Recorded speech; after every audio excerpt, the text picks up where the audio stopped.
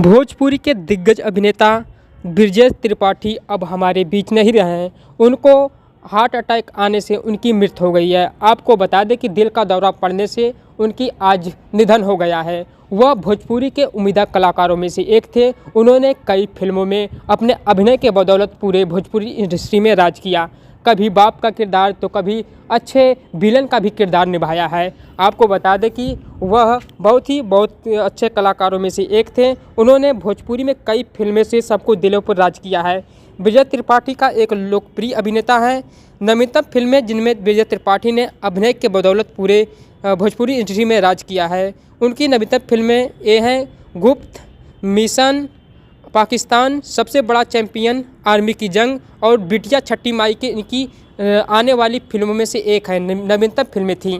आपको बता दें ये बहुत अच्छे कलाकार थे, अब हमारे बीच नहीं रहे।